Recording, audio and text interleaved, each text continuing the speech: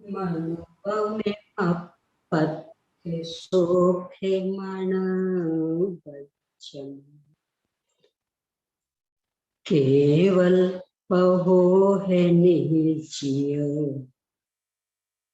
दुन्नयति निरंजिनम नमः बारहे अंग की इच्छा बियलिए मल मूड़े तन से नोटिलया विवे पर चरण भूषा पसियौ सुय देवया सुयरम सयल गण पाओ मेरा विनो विविधि विराया विने संगा नीराया विपुराया गणहर देवापसी यंतो पसियौ महुधर सेनो परवाई गयो हितानवर सीहो सिद्धंतामिय सायर तरंग संघाय धो हुए मनो प्रणमामि पोपेदंतम दुकेयंतम दुन्नयन्धिया हरिहरि भगे शिव मगे कंठ मिसि समी वयम सया दंतम अणिमय कै भूय बलिम केसे बास परिभो हुए बलिम बिनी है बम्म है पसरम वड्ढा विय विमल नाम पसरम नमो अरिहंताणम नमो सिद्धाणम नमो आयिरीजा नमो उपच्छायानम नमो लोये सव्यसापूर्णम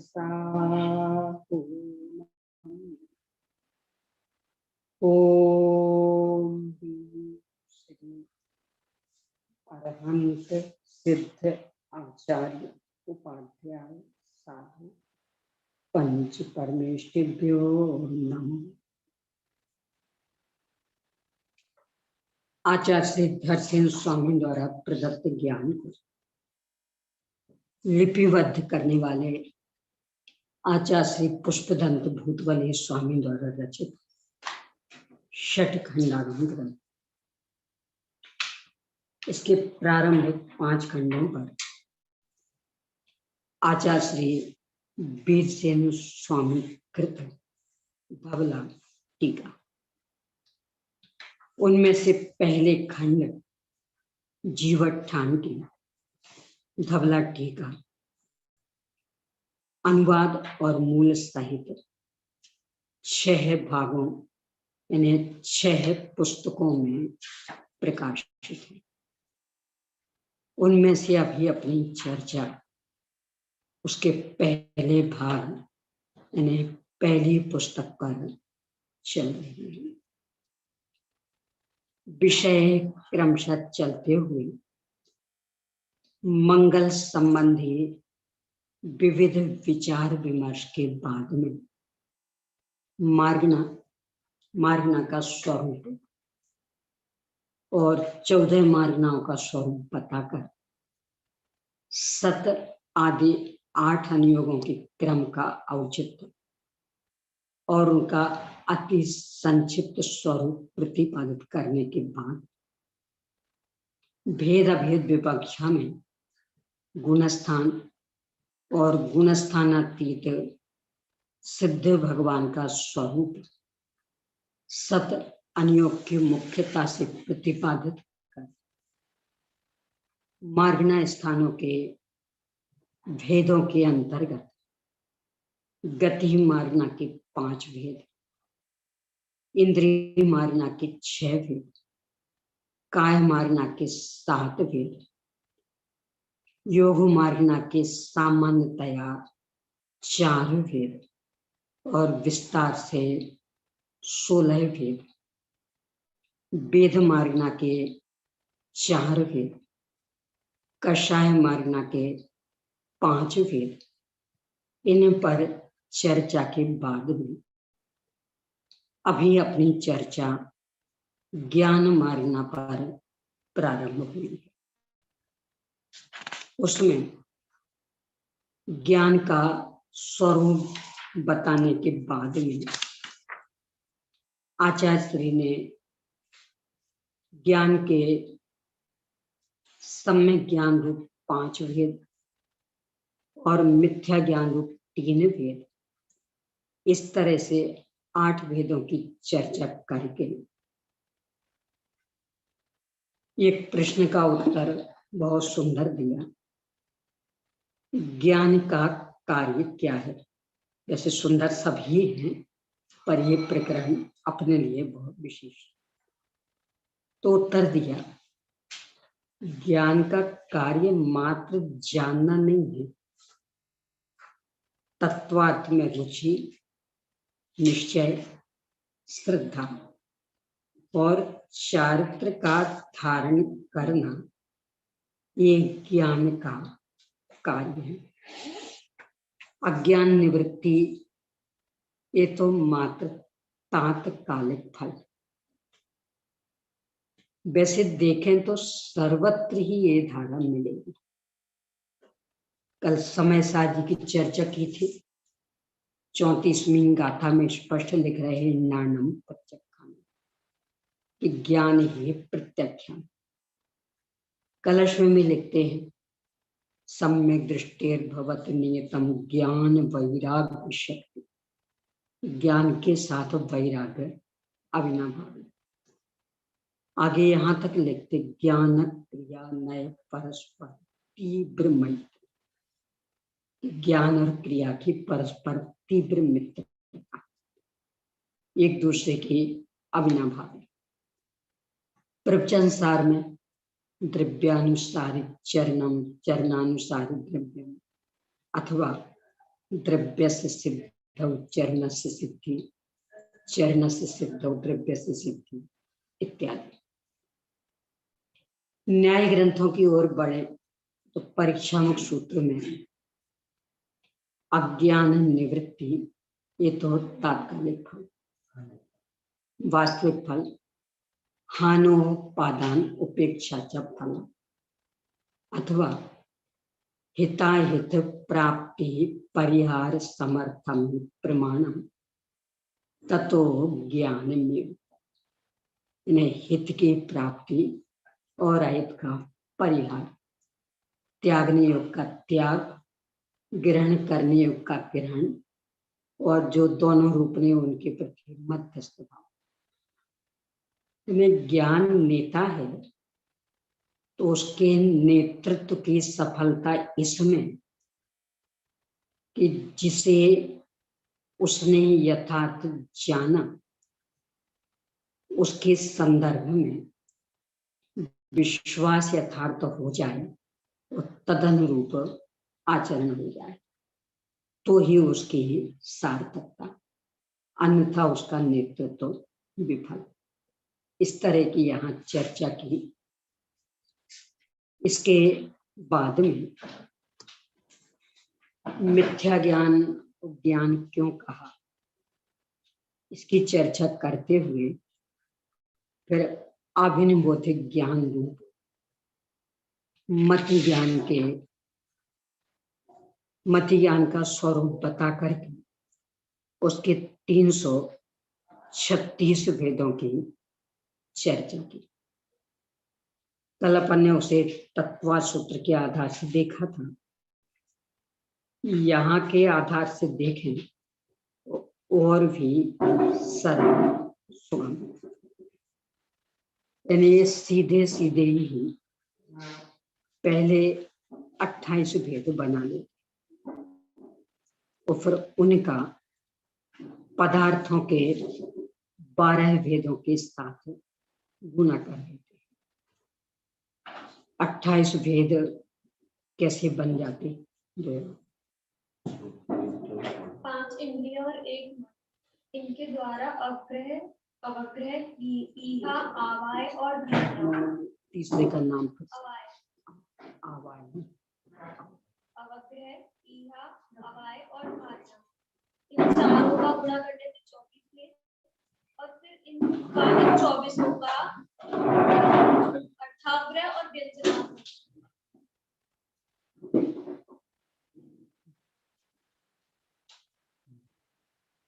अर्थाग्रह और व्यंजनाग्रह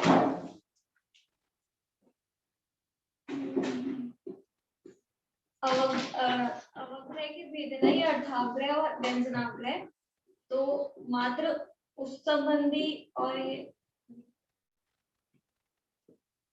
क्योंकि व्यंजनाग्रह है मात्र 4 इंद्रियों संबंधी, स्पर्शन, रसना, ध्यान, कर्म, इसलिए व्यंजनाग्रह के 4, 24 में 4 जोड़ दो तो 28। आगे 336 बताना, 336 थोड़ी बताना। नहीं, अभी आपने 28 तो 336 भेद के लिए पहले 5 इंद्रिय और 1 नहीं, 28 तक तो हो गए। अब इसके आगे, लेकिन वो तो दूसरे तरीके से होंगे ना पहले। नहीं, इसी तरह से भी बनते नहीं। कल अपन ने तत्व सूत्र के आधार से देखे थे, आधार से। अब पदार्थों के 12 भेद, बहु, बहुविध, क्षिप्र, अनिश्चित, अनुक्त, ध्रुव और इसे उल्टा एक, एक विध, अक्षिप्र, निश्चित, उक्त, अध्रुव, ते 12 और 28 में 12 का गुणा कर दो 336। पहले 28 बना ले और फिर पदार्थों के भेद 12, तो 12 से इनको गुणा कर दो तो 336 भेद। इस तरह से यहाँ मति ज्ञान के 336 भेदों की चर्चा की।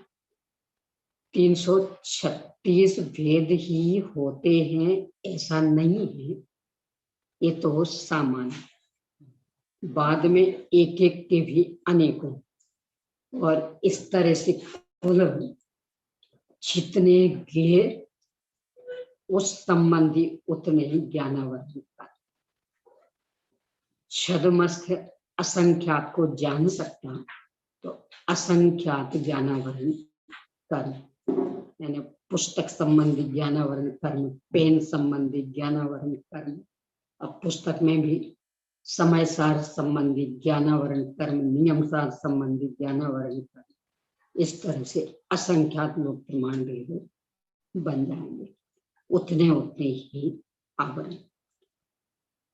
और उनके 6 उपशम में प्रकट हुआ, उनके 6 उपशम की निमित्तता में प्रकट हुआ ज्ञान, वह मति ज्ञान। अब इसके बाद सुर्त ज्ञान की चर्चा, पेज नंबर 359 पर नीचे। शब्द और धूमादिक लिंग के द्वारा जो एक पदार्थ से दूसरे पदार्थ का ज्ञान होता है उसे सुर्त ज्ञान कहते हैं। सुर्त ज्ञान वास्तव में किसे कहना, इस संदर्भ में हमेशा अस्पष्टता बनी रहती।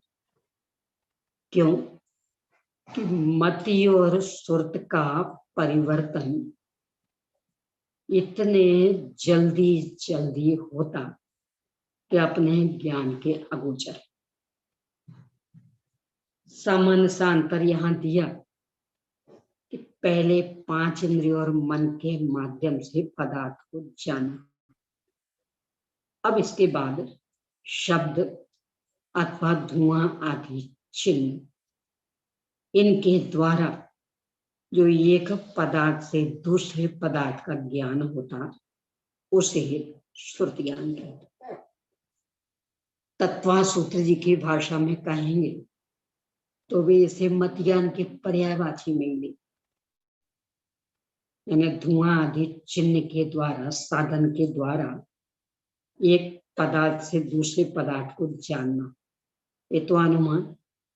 और वे लिखते मत्य स्मृति संज्ञा चिंता विनिबोध इत्यर्थांत, ये पर्यायवाची। तो क्या है इसकी सीमा रेखा, अपन नहीं कह सकते।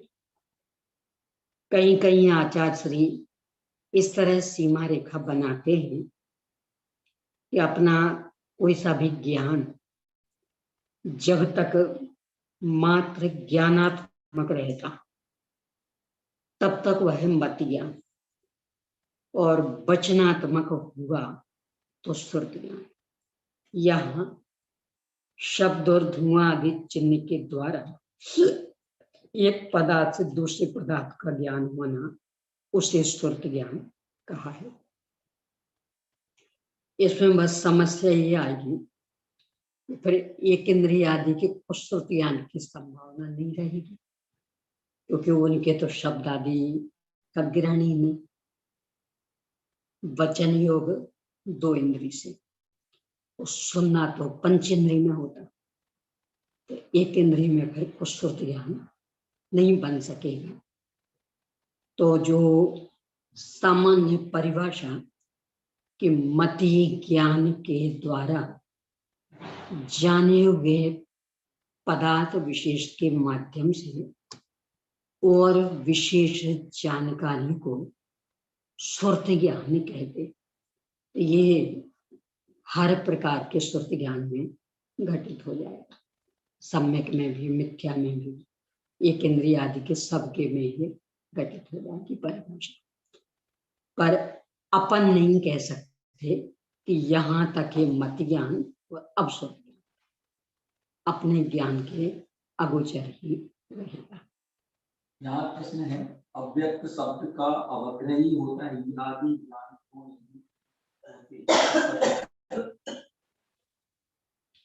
इसमें ऐसा नहीं है, ऐसा है अव्यक्त शब्द का सबसे पहले तो वर्ण वग्रह होगा।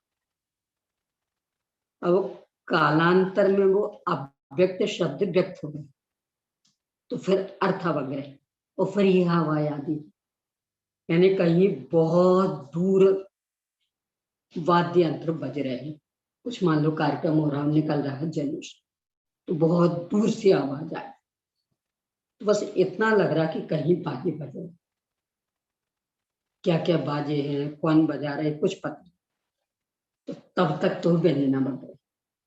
अब धीरे धीरे वो जुलूस पास में आता गया तो वो आवाज स्पष्ट होती गई, तो अब वो अर्थवग्रह हो गया। और जब स्पष्ट हुई तो फिर इच्छा क्या है, किसकी चीज का जुलूस, इच्छा हुई तो इच्छा पूर्वक फिर हम निर्णय करने के लिए गए, तो फिर यह आवाज धारणा हो जाएगी। यानी जब तक व्यंजना वग्रह उसका यह अधीन नहीं होगा, पर हर व्यंजना वग्रह ही बना रहेगा ऐसा नहीं है। कालांतर में वह अर्थवग्रह में बदल जाएगा, और जहां अर्थवग्रह हुआ तो फिर यह आवाज आदि सब हो जाएंगे। अब व्यंजना वग्रह में यह आदि क्यों नहीं, क्योंकि ज्ञान में अस्पष्टता बहुत अधिक, जब बहुत अधिक अस्पष्टता तो स्पष्टता के लिए कोई अवसर नहीं। अर्थावग्रह में कुछ स्पष्टता हुई तो फिर उसके लिए फिर और विशेष स्पष्टता का भाव आता है। तो व्यंजनावग्रह जब अर्थावग्रह बने तब ई आदि के लिए अवसर है। यहाँ अपन सुरत ज्ञान पर आ गए। कब तक मत ज्ञान, कब तक सुरत ज्ञान, वास्तव में केवल ज्ञान गोचर, क्योंकि जो भी इसकी सीमा रेखा अपन जैसे छदमस्त बनाते हैं वह किन्हीं न किन्हीं से टकरा जाती, यानी पूर्ण निर्दोष सीमा रेखा नहीं बन पाती। स्थूल सीमा रेखा यही कि मत ज्ञान द्वारा जाने हुए पदार्थ का जो विशेष ज्ञान होता वो सुरत ज्ञान, विशेष जानने वाला ज्ञान सुरत ज्ञान, सामान्य से बस ये धारणा, ये सुरत ज्ञान की भी कोई बता सकते हैं? नहीं, यानी जब मति ज्ञान धारणा तक पहुंच जाएगा, सुरत ज्ञान उसके बाद खड़ा होगा। धारणा ऐसा भी तो कहा जाता है कि पहले कोई भी विषय है उसको अपनी धारणा में हाँ, पक्का होना चाहिए। हाँ, ये पक्का होना चाहिए धारणा में, तो ज्ञान तो विशेष होता है, नहीं तो अब सुरत ज्ञान प्रवृत्त होगा। इसमें अंतर क्या पड़ा? यानी जैसे मान लो दर्शन प्राप्त करना है तो पहले तो कम से कम धारणा होगी, तभी तो जाकर के वो विशेष हो पाएगा। तो इसीलिए धारणा में पहले बिठाना, यानी हमने धारणा में बिठाया कि ऐसा ऐसा जो है इसे मोबाइल कहते हैं, और ये हमने एक के संदर्भ में धारणा में बिठा लिया। ऐसा ही काम करने वाला कोई दूसरा ऐसा पैकेट मिला, मैंने कवर आदि ऐसे, हाँ ये भी मोबाइल होना चाहिए। अब यही धारणा में नहीं बैठा हो तो यानी सुरत ज्ञान की प्रवृत्ति धारणा की ही बात है। किसी भी संदर्भ में आत्मानुभूति के लिए चिंतन मनन आवश्यक, तो कोई विषय हमारे धारणा में ही नहीं है तो चिंतन मनन किसका होगा? चिंतन मनन करने का नाम रहा सुरत ज्ञान। नहीं, यही तो कह रहे ना कि अपन जो भी सीमा रेखा बनाएंगे वो टकराती है, तो अपन कोई सीमा रेखा नहीं बना पाते। पर अभी तो अपन ये चर्चा कर रहे हैं कि यदि किसी भी विषय का अपने को धारणा रूप ज्ञान नहीं हुआ तो उस संबंधी चिंतन मनन संभव नहीं। अगले भाव में जो ज्ञान रहता है वो भी धारणा वाला,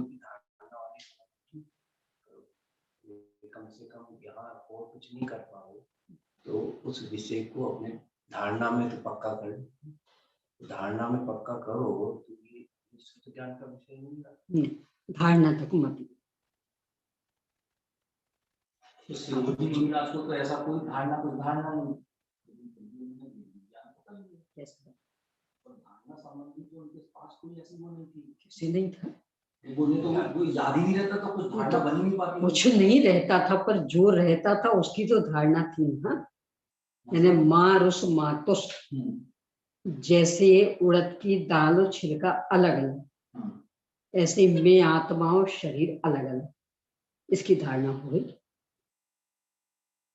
यानी आत्म कल्याण हेतु ज्यादा ज्ञान नहीं चाहिए, ईमानदारी चाहिए। ज्यादा ज्ञान नहीं चाहिए, तो बस इतना सा ज्ञान, मैं ये जो स्थायी रहने वाला तत्व, कदाचित उसका नाम भी याद नहीं रहे, इसे आत्मा कहते कि जीव कहते, क्या कहते हमें नहीं पता, पर यहाँ कोई ऐसा तत्व है जो स्थायी, बस वो मैं, और वो परिपूर्ण है हर तरह से, उसमें से सब कुछ हमें मिलेगा और उसके अतिरिक्त में कुछ नहीं। अब कुछ नहीं में है, अब इसे क्या कहते, याद रह जाए कि शरीर कहते तो ठीक, तो नहीं रहे तो भी चलेगा, पर ये मैं नहीं, बस ये याद रखना। यानी ऐसे शरीर कहते, औदारिक शरीर कहते, पुद्गल कहते, जो जो कहते हो अभी वो पूछ लेना विद्वानों से, पर हम तो इतना जानते ये भी नहीं। वहाँ पंखा लगाएंगे वहाँ जो गीता प्रथम श्रुत ज्ञान के अवलंबन से वहाँ में ज्ञान स्वभावी आत्मा वहाँ का तो श्रुत ज्ञान मतलब निर्णय आगम, करके। वहाँ श्रुत ज्ञान है आगम, यानी आगम के आश्रय से वहां तक वो मति ज्ञानी कर रहा है। हाँ, क्योंकि पढ़ा या सुना आगम को, या हम पढ़ेंगे या सुनेंगे, तो वहां तो श्रुत ज्ञान उसी का मतलब द्रव्य श्रुत, और उससे जो निर्णय किया धारणा से आगे बढ़े, क्योंकि धारणा के बाद जब चिंतन मनन करेंगे तब नहीं, तो वो फिर भाव श्रुत की ओर बढ़ा।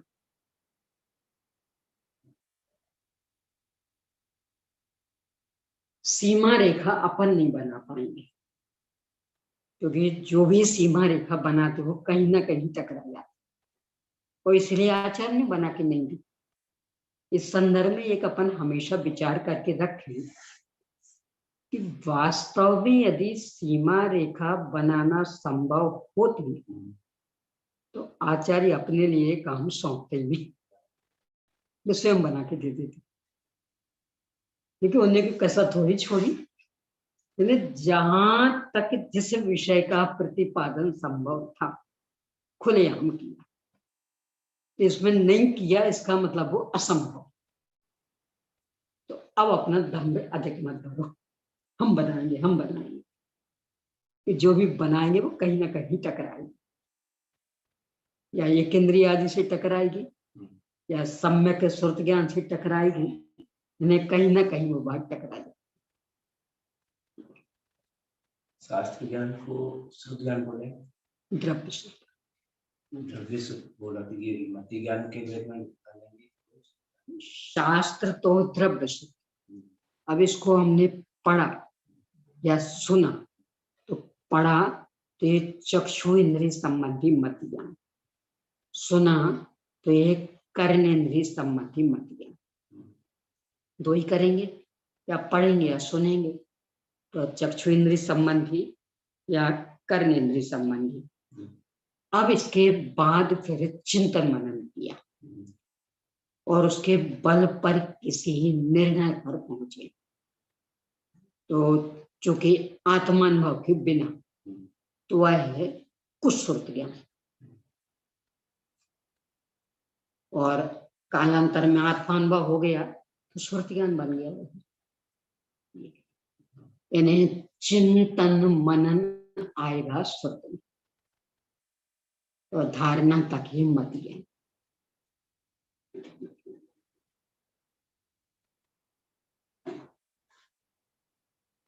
अब वो चिंतन मनन में भी सर्वथा नहीं, क्योंकि वो परिभाषा भी टकराती, इसलिए कि प्रत्यविज्ञान, तर्क, अनुमान चिंतन मनन के बिना कहाँ हुए। यानी ये वही है जिन्हें हमने कल देखा था, तो बराबर स्मृति रखी फिर मेल बिठाया, तो यहाँ टकरा जाएगी वो परिभाषा। अनुमान, फिर ये धुआं उठ रहा, कल हमने अपने रसोई घर में धुआं देखा था, तो वहां आग मिली थी, यहाँ धुआं, इसका मतलब आग होगी, तो इतना उसे सोचना पड़ेगा ना, तो फिर वही मत यहाँ से टकरा जाएगा।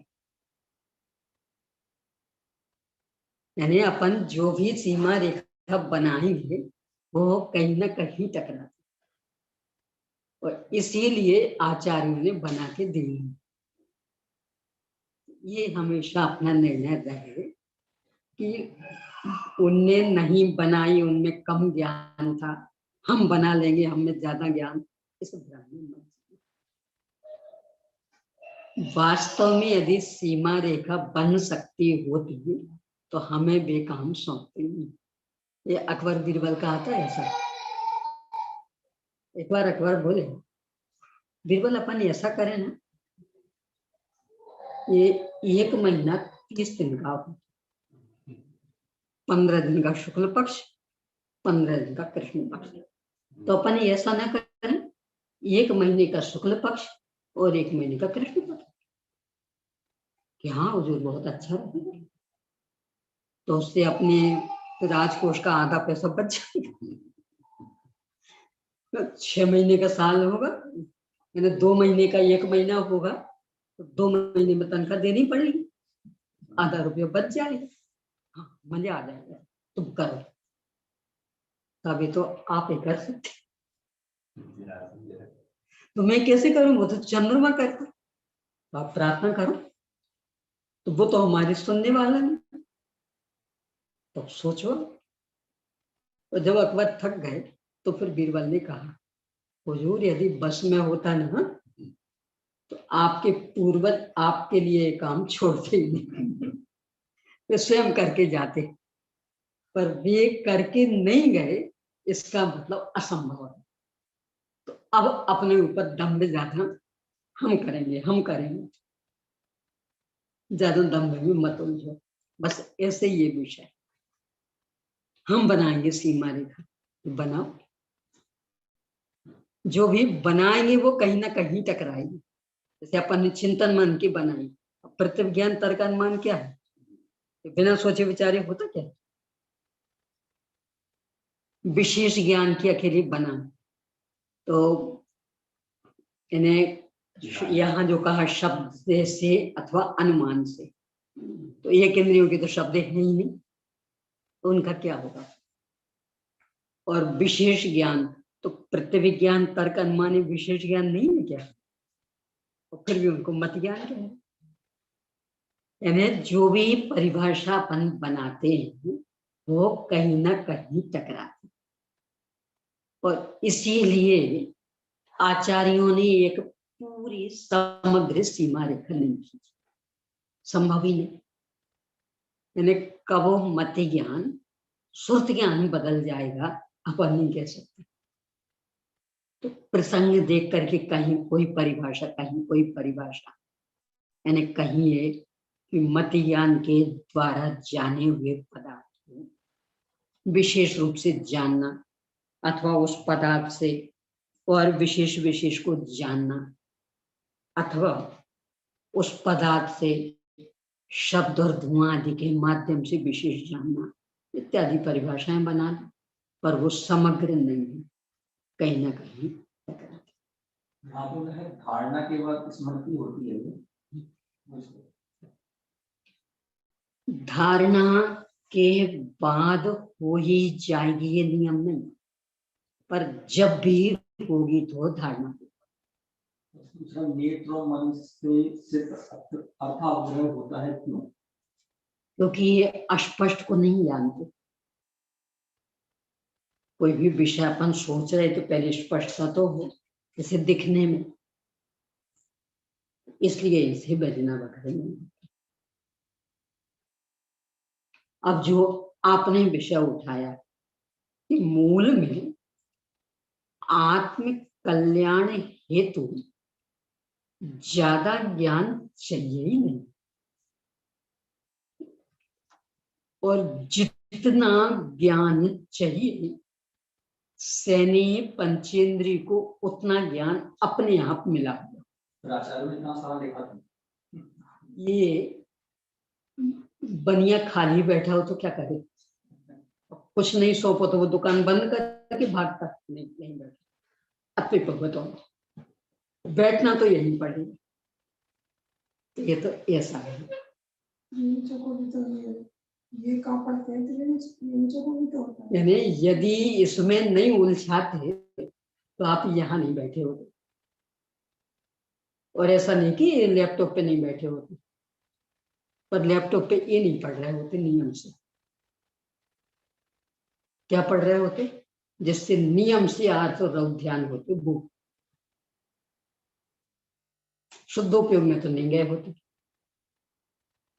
शुद्धोपयोग में गए नहीं, और आपको अर्थ और ध्यान में हम जाना नहीं देना, इसलिए ये पकड़ा गया पढ़ रहा। यानी ये शान नहीं है, ये अपनी मजबूरी।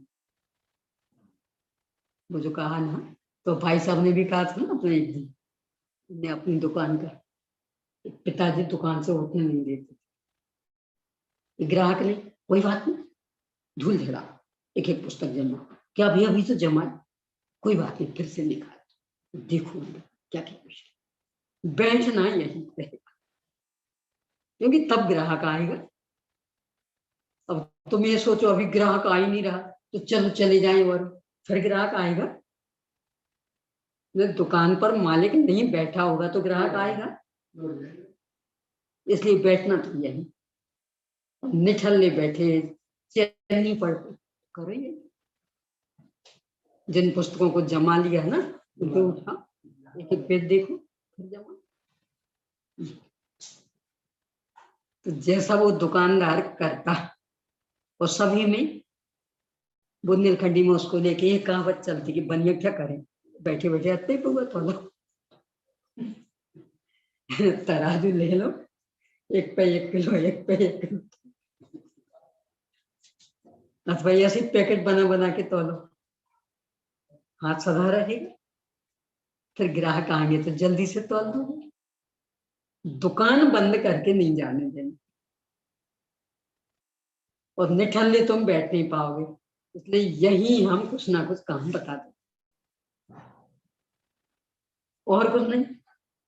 ऐसा करो, ये गेहूं शोधो, ये जो आजकल सुधा हुआ सामान मिलने लगा ना, उसके पीछे बस यही तो मनोगे, दुकानें बहुत खुल गई, ज्यादा भीड़ रहती नहीं एक दुकान पे, अब वो दुकानदार क्या करे, कोई बात नहीं, आप उसको अच्छे सुधे हुए माल के पैकेट, थोड़े से महंगे भी बेच दोगे ना, तो भी वो सुधा हुआ देखिए ना ग्राहक, शान से ले जाए। बैठना तो दुकान पर पड़ेगा, खाली बैठे चैन नहीं पड़ती, तो ये करना,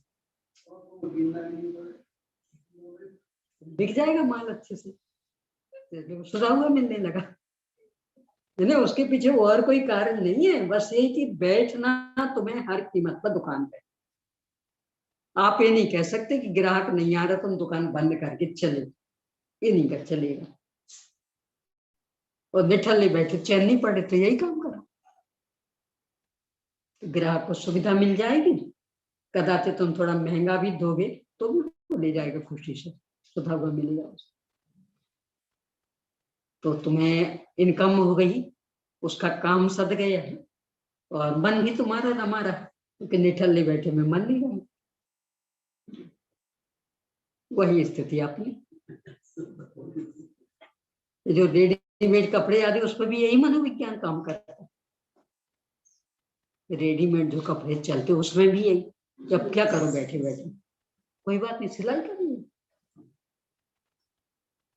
अभी थान रखे थे ना, सिलो,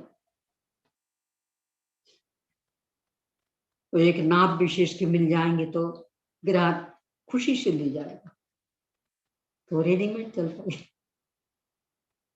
जितना जो भी अभी निकला वो सबके पीछे बस ये मनोविज्ञान कि हम दुकान से तो नहीं भागने देंगे, बैठना तो यही, और निठल्ले बैठे चैन नहीं पड़ती, तो ये काम कर, ग्राहक को भी सुविधा रहेगी, तुम्हारा समय अच्छे से निकल जाएगा, दोनों को लाभ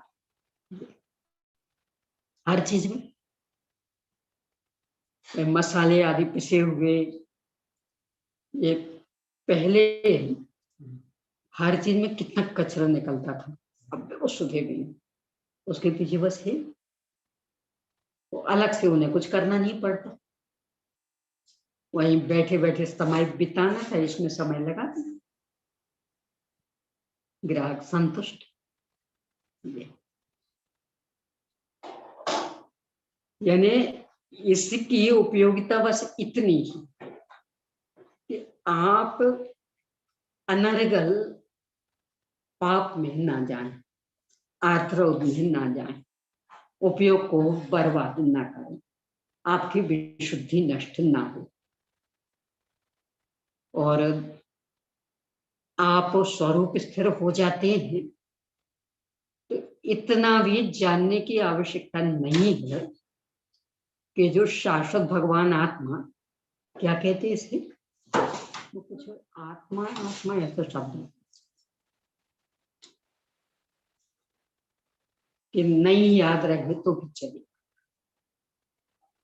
और शिवभूति मुंडा जिसके उदाहरण,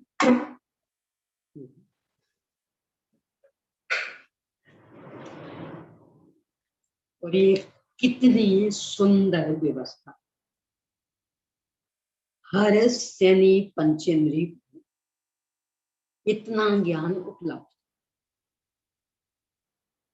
पहले भी अपन ने कई बार चर्चा की कि अपना ज्ञान वो स्वयं पर प्रकाश है। स्वयं प्रकाशन में किसी के कोई अंतर नहीं, अंतर पर प्रकाश। और आत्म कल्याण हेतु बस इतना ही पर प्रकाशन चाहिए, ये मैं नहीं। अब क्या क्या मैं नहीं, याद रह जाए तो ठीक, नहीं रहे तो भी ठीक। क्या याद रखना, ये मैं नहीं। अब क्या क्या, ये मैं नहीं, क्या कहते हैं इसे, सब इनसे पूछ लेना, हमें पता नहीं। हम तो इतना जानते कि ये मैं नहीं।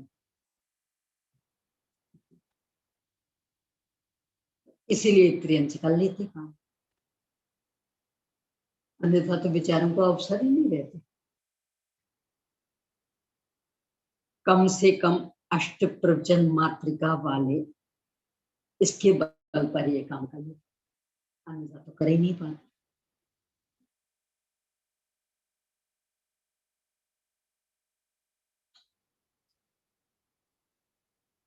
तो अपन ने जो चर्चा इस पर की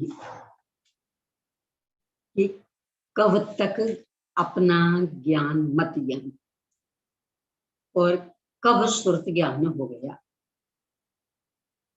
एकदम स्पष्ट निर्दोष सीमा रेखा बना पाना अपने वश की बात नहीं। अपने मतलब अकेले अपने नहीं, आचार्यों के होती तो भी बना, नहीं बनाई, क्योंकि जो भी उनने भी बनाई तो कहीं ना कहीं टकरा रही है। इसका मतलब वो बन ही नहीं सकती, इतने जल्दी जल्दी बदल पाएंगे।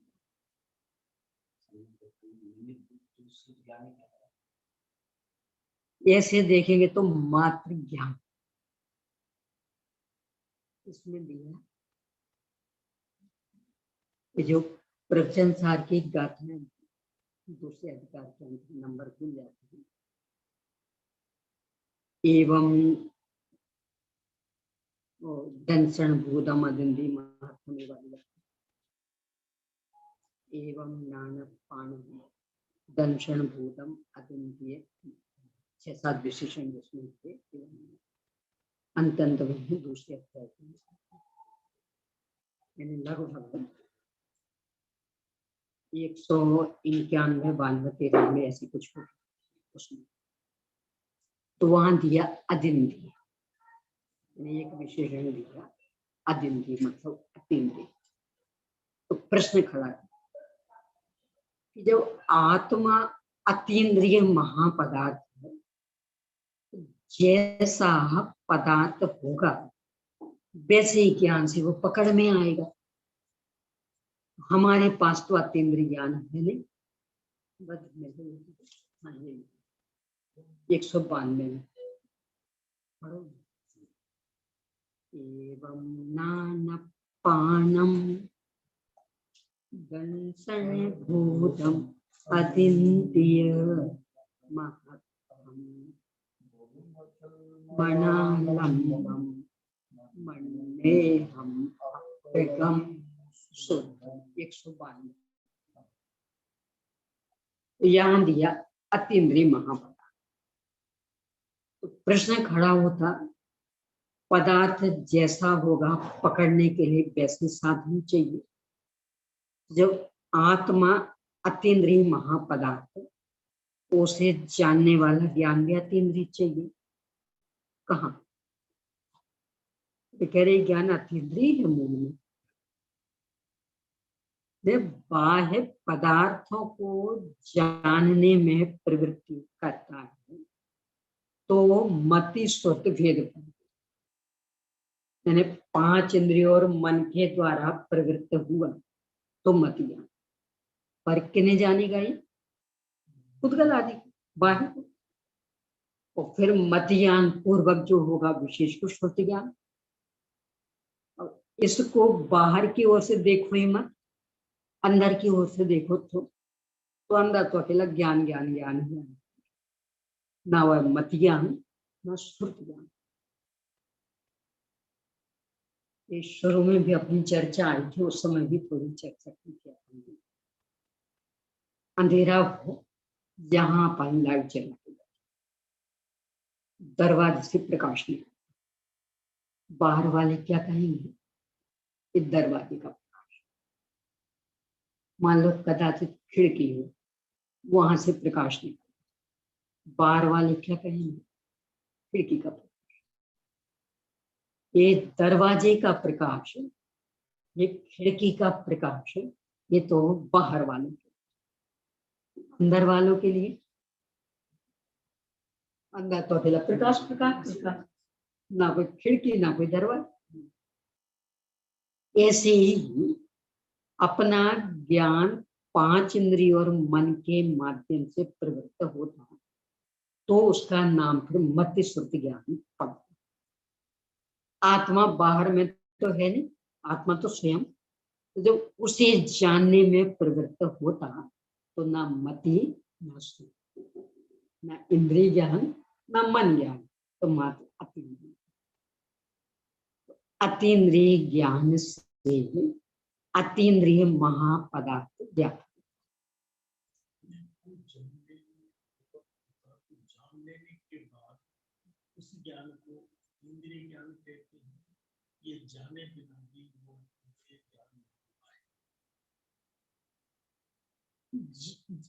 ज्ञान जानने का काम तो अपने के लिए करता है, लेकिन जान नहीं पाया है, तो तब तक भी क्या उस ज्ञान को अतीन्द्रिय ज्ञान कहते? इसमें ऐसा है क्योंकि क्षयोपशमी ज्ञान लब्धि और उपयोग, जब वह अपने को अपनत्व रूप से नहीं जान रहा था तब भी स्वयं पर प्रकाशन तो था, स्वयं प्रकाशन तो तब भी चल रहा था, पर वो लब्धि में, तब तक वह अलग से कोई नाम नहीं पाए। क्यों? लब्धि में पड़ा, लाभ क्या मिल रहा, और जहां उसे अपना रूप से स्वीकार किया तो उपयोगात्मक हो गया, तो नाम पा गया। अंतर बस इतना। क्या नाम है? जानने से, वेदन से पहले लब्धि में, लब्धि में, यानी अभी अपन षटखंडागम जान रहे हैं, समय सार आदि का ज्ञान लब्धि में चल रहा, उसे क्या नाम देंगे? लब्धि ज्ञान कहेंगे। और उपयोगात्मक होगा तो समय सार का ज्ञान कह दें। वे जितना जो भी ढेर सारा ज्ञान अपना लब्धि में चल रहा, अकेला धार्मिक नहीं लौकिक, तो सब लब्धि में। आपने बताया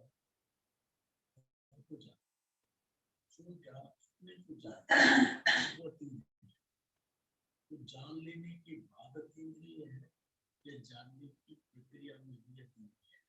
उसका ही तो उत्तर दिया ना मैंने कि जानने में तो निरंतर आ रहा था, अभी प्रक्रिया शुरू की तभी नहीं, यानी कदाचित अंतर पड़ता है तो सुर पर को जानने में पड़ता है।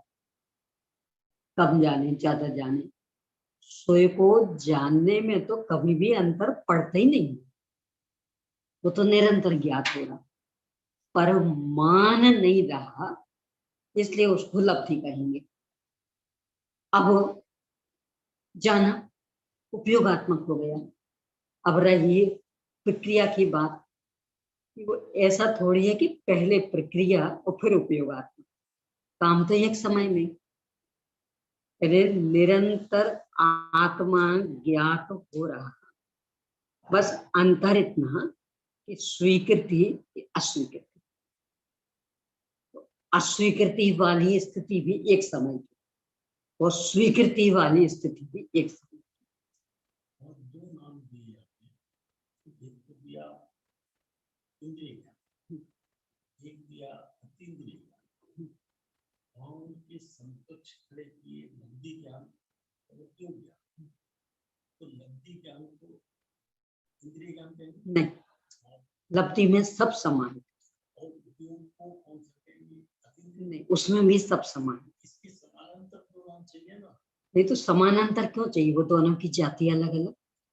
हम तो ये पूछ रहे हैं कि वो ज्ञान जो अपने को जानना चाह रहा है, जान नहीं पाया है, उसको उस काल में अतीन्द्रिय नाम देंगे या इंद्रिय? मैं ये कह रही कि जानना चाह रहा, गलती यही है, क्योंकि जानने में तो निरंतर आ रहा है, वो जानना क्यों चाह रहा है?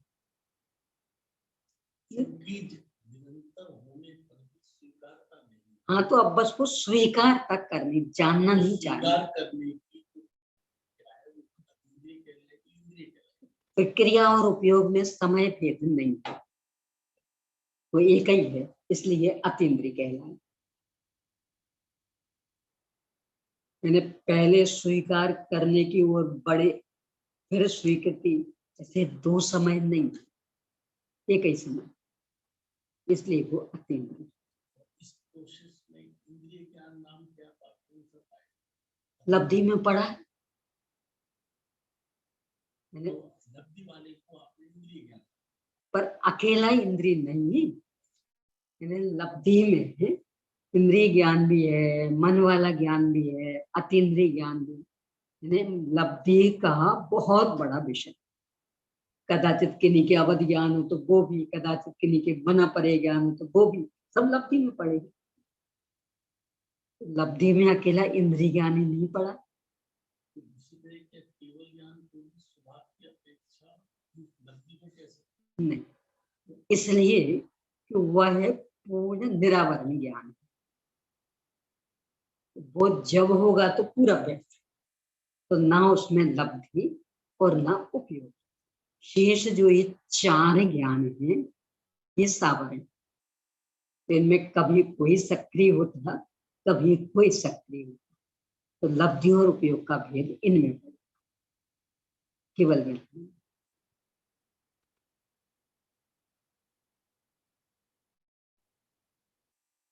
वो जो अपना उदाहरण था ना, कमरे में उजियाला कर रहे थे, तो यहाँ से निकलने वाले प्रकाश को तो दरवाजे का प्रकाश, खिड़की का प्रकाश, ऐसा नाम मिलेगा।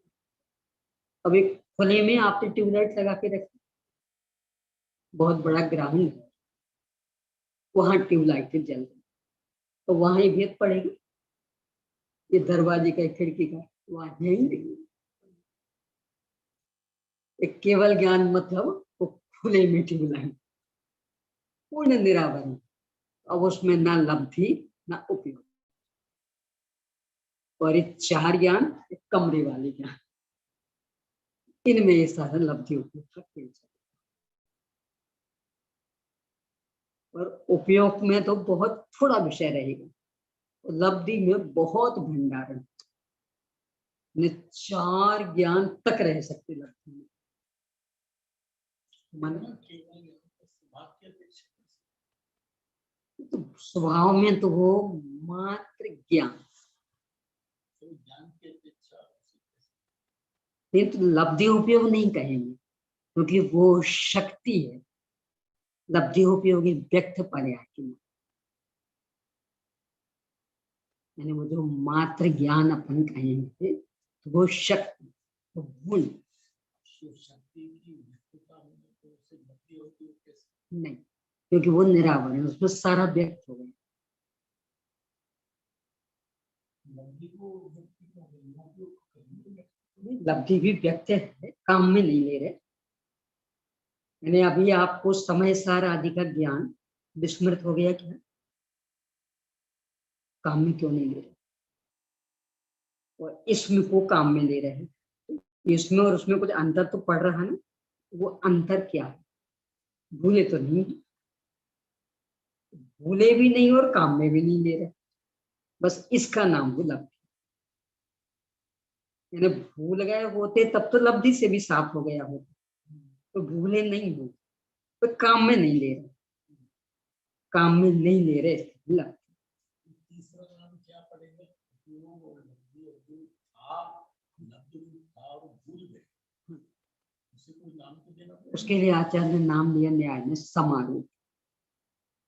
पहले जाना था, भूल गए,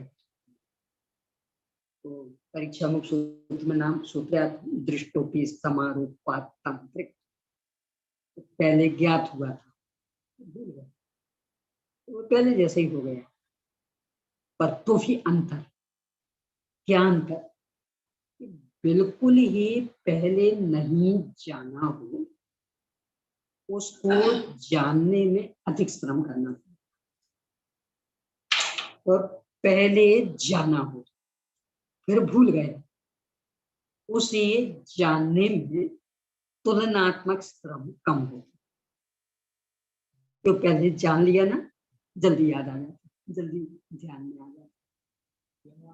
समारोह, समारोह जी, ये तीन नाम हो गए, समारोह, लब्धि और नहीं तो समारोह तो वो बिल्कुल अज्ञान हो गया। पूरा ज्ञान तो नहीं होगा, जल्दी याद आ जाएगा। तो जल्दी याद, कर चुके हैं, जल्दी याद तो इसलिए कि वो संस्कार है, ज्ञान तो नहीं। संस्कार वाली ज्ञान को अलग नहीं तो ज्ञान नहीं है वो, जानकारी बिल्कुल नहीं।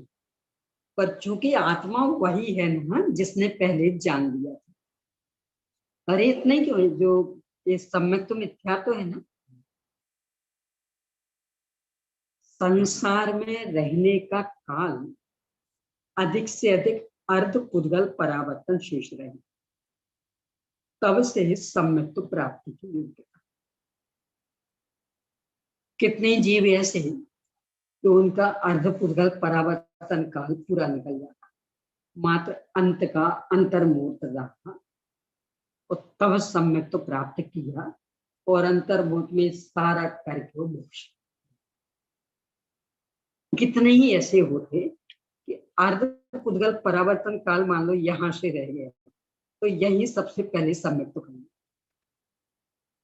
जहां से अवसर था ना सम्यक तो हो गया, और फिर मिथ्या, और फिर पूरे कुछ कम अर्ध पुद्गल परावर्तन काल तक सम्यक तो नहीं किया, और फिर अंत में किया। तो उनके लिए, इसी में आएगा धवल में, उनके लिए आचार्य श्री ने नाम लिखा दिट्ठ मग्गा, मार्ग देख लिया, दिट्ठ मग्गा, मैंने मार्ग देख लिया, भले अभी भूल गया पूरा। एक होता किन्हीं किन्हीं क्षेत्रों पर अपन बहुत छोटे में गए थे, भूल भाल जाते, ऐसे कोई पूछे तो कुछ याद नहीं आ रहा, पर जैसे ही वहां पहुंचते उसे कहेंगे दिट्ठ मग्गा, फिर फटाफट याद आ जाएगा, तो काम जल्दी हो जाए। यानी अर्ध पुद्गल परावर्तन काल क्या कहलाता? असंख्यात उत्सर्पणी अवसर्पणी बीत जाती, इतना काल मिथ्यात्व में बीता, और तो भी वो दिट्ठ मग्गा। क्यों? आत्मा तो वही है ना, तो वो कहीं ना कहीं किसी ना किसी कोने पे संस्कार है, और अपने अनुभव करते।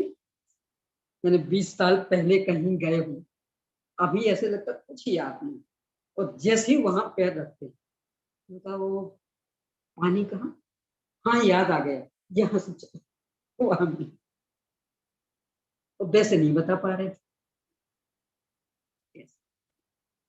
कारण बस यही कि आत्मा एक है, वहां तक भी दिट्ठ मग्गा कि मार्ग देख लिया। पर इसका मतलब ये नहीं कि सम्यक तो है, हो तो गया बिल्कुल गृहीत मिथ्यात्वी जैसा, तो भी दिट्ठ मग्गा है, काम सरल रहे। न्याय में उसे कहेंगे समारोह। पर ज्ञान बिल्कुल नहीं, जानकारी बिल्कुल नहीं, तो अजानकारी जैसा, फिर भी अंतर। यानी पूर्ण अजानकार और जानकारी के बाद अजानकार, थोड़ा अंतर पड़ता। लोक में से ऐसा बहुत होता है, कभी कभी ऐसा होता, कोई बीमारियां हो जाती, पूरा विस्मरण हो जाता, कोई ऐसी बीमारी सब कुछ भूल जाए। ये जो अपनी वो छिंदवाड़ा की पार्टी कुसुम, उनको हो गई थी बीच में ऐसी बीमारी, सब कुछ भूल गई थी, इन्हें कुछ याद नहीं रहता। अब फिर धीरे धीरे याद आने शुरू। तो ये एक उनकी स्थिति, और एक ऐसी महिला कि जो बिल्कुल पहली बार ही वहां सब कुछ पहली बार देख, उसकी स्थिति अंतर है कि नहीं। यद्यपि ना उन्हें याद आ रहा ना इसे, तो उन्हें जाना था, अभी याद नहीं आ रहा, पर आत्मा वही है, तो धीरे धीरे याद आ जाएगी। वो इसने तो कुछ जाना ही नहीं, तो याद आने का सवाल ही नहीं, तो इसे तो नए सिरे से सब कुछ जाना, इतना अंतर पड़ा।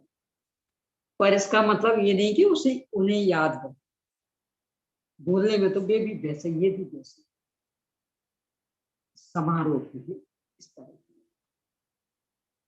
और इसीलिए आचार्य ने उसको अलग ही रखा, यानी ये कि बिल्कुल नहीं जानने वाला और एक जानकर भूल जाने वाला। तो जानकर भूल जाने वाले को नाम है समारोह, और फिर भी कह रहे तात्पर्य है उसी के समान। पर अंतर इतना पड़ेगा, ये थोड़ा ही श्रम करेगा, याद आ जाएगा। क्यों? आत्मा वही है। तो पहले वाले ने तो कुछ श्रम पहले किया ही नहीं, उसे ज्यादा समय।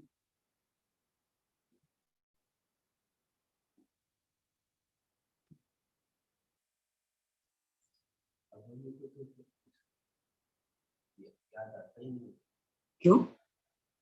सैनी पंचेंद्रिय,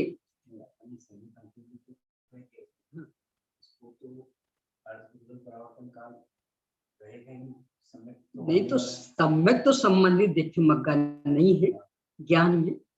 कुमति पुष्ट कदाचित अवधि भी, तो सम्यक में तो हुआ ही नहीं, तो सम्यक का दिखी मग्गा कैसे?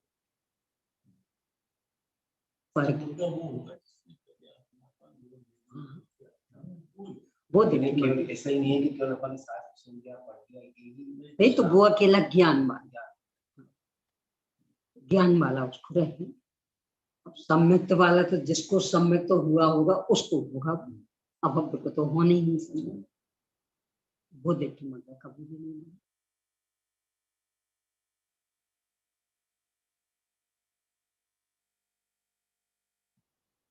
तो शब्द और भूमादिक लिंग के द्वारा ये चर्चा के एक विषय और ले लें।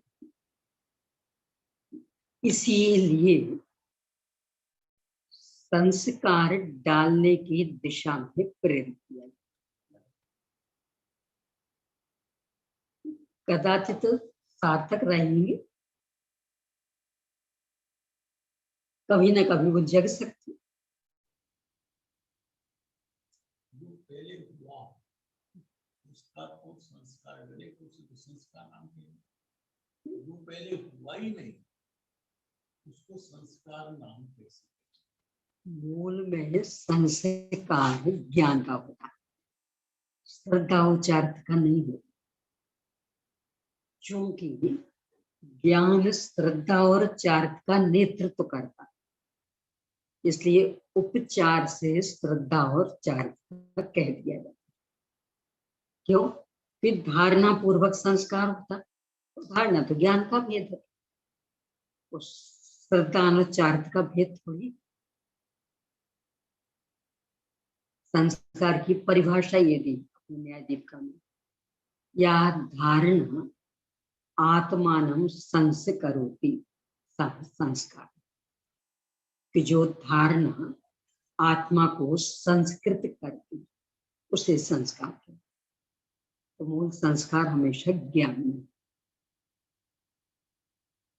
तो भेद ज्ञान का संस्कार ये भी ज्ञान में, तत्वाभ्यास का संस्कार ये भी ज्ञान में, और ज्ञान का नेतृत्व बहुत सक्षम, तो उसका सही नेतृत्व श्रद्धान्वित को भी समर्पित हो जाता, उनमें भी सुधार हो जाता। और मूल संस्कार ज्ञान, अपन विवेक कह सकते हैं। संस्कार मतलब विवेक, ये डालो, बाकी जो होगा सो होगा। जो तीनों गुणों का नेतृत्व करना है, उससे तो संबंध है। और जो जिनका नेतृत्व कर रहा है, उनसे लोक में भी यही नीति, नेता को निरपेक्ष ही रहना पड़ता, तो वो सही नेतृत्व कर सकता, प्रभावित ना हो मतलब बंद मुख से, सही को सही, गलत को गलत बता, ना इसका पक्ष ना उसका पक्ष, तो ही नेतृत्व कर सकता। ये स्थिति ज्ञान की, ना बंध का कारण ना मोक्ष का कारण, बस यथार्थ पथ प्रदर्शक।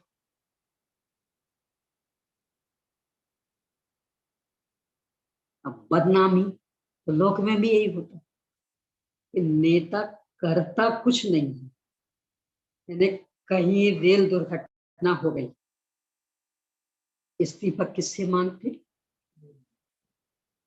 और रेल मंत्री बेचारे को पता ही नहीं, तो आराम से घर पर सो रहा, तुम नेता थे ना, इस्तीफा उससे मांगेंगे, क्यों, तुम थे नेता।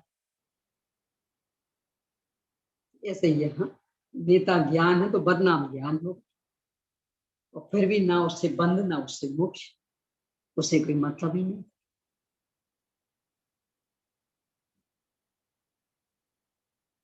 यानी एकदम स्वाभाविक प्रक्रिया।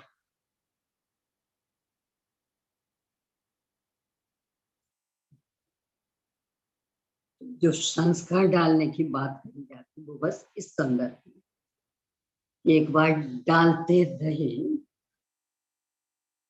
और कितने पढ़ रहे कितने नहीं पढ़ रहे ये देखे बिना, करत करत अभ्यास के जड़ मति हो तो सुजान।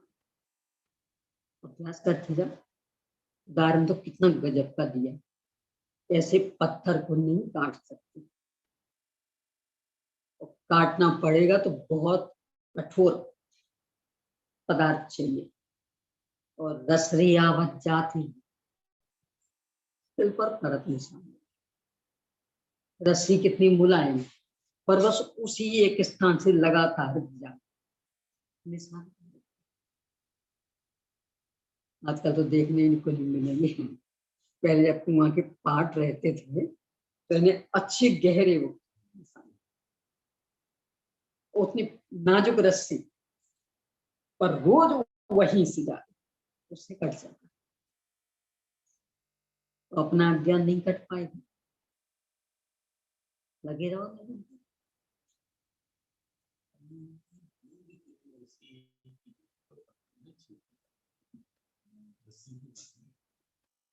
पानी की एक ही जगह बहुत लंबी, हाँ, गड्ढे पड़ जाते, वो रस्सी के निशान दिखेंगे, सही बात है, पत्थर टूट जाता। अरे अकेले घड़े रोज एक जगह रखते रखते रखते वो घड़े के निशान बन गए।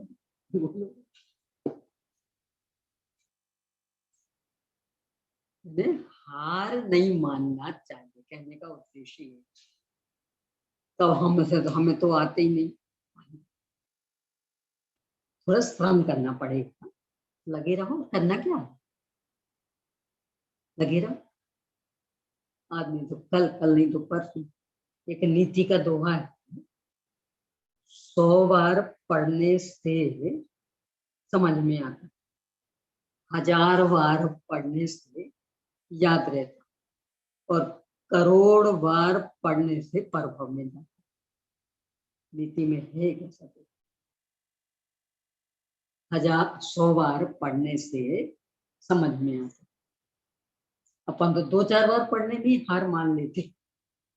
वे लिख रहे 100 बार पढ़ो तो समझ में आए, और 1000 बार पढ़ो तो याद हो, और करोड़ बार पढ़ो तो संस्कार इतना जमेगा कि पर हो जा सकता। अपन तो 2-4 बार में ही हार, हमें तो हमारे पास की बात नहीं, हमें याद नहीं रहती। 2-4 बार में ही हार माने। वे कह रहे 100 बार। अपनी गीत सागर जी बहुत सुनाते स्टोरी को। 100 बार पढ़ो तो समझ में आता है, 1000 बार पढ़ो तो याद है।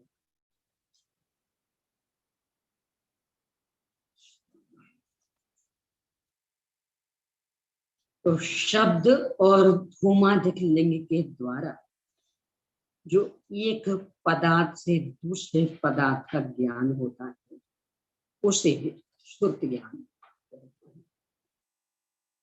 उनमें शब्द के निमित्त से उत्पन्न होने वाला श्रुत ज्ञान 2 प्रकार का है, अंग और अंग बाह्य।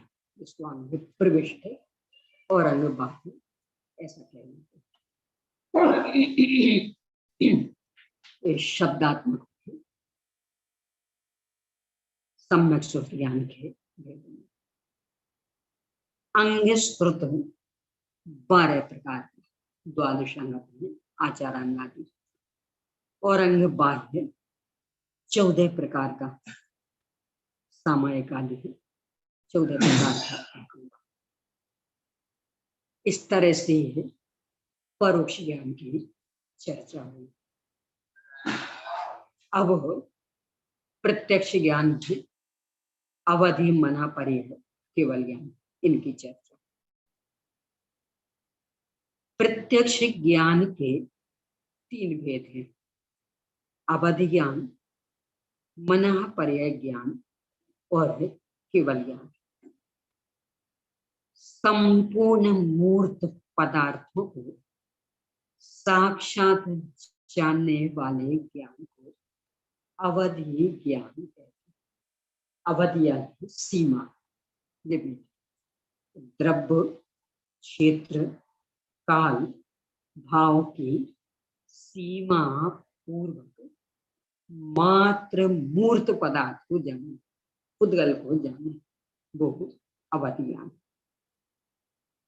मन का आश्रय लेकर मनोगत पदार्थों के साक्षात्कार करने वाले ज्ञान को मना, पर्याय ज्ञान कहते हैं। ये भी सीमा वाला है, द्रव्य, क्षेत्र, काल, भाव की सीमा को लेकर के जानता, पर इसमें एक शर्त, जिसे हम जानना चाह रहे हैं उसे कोई सोच रहा हो तो हम उस सोच को जान पाए, बिना सोचे नहीं। ये मना पड़े ज्ञान, कोई कुछ भी सोचा उसे भी जान लेगा, बिल्कुल मत।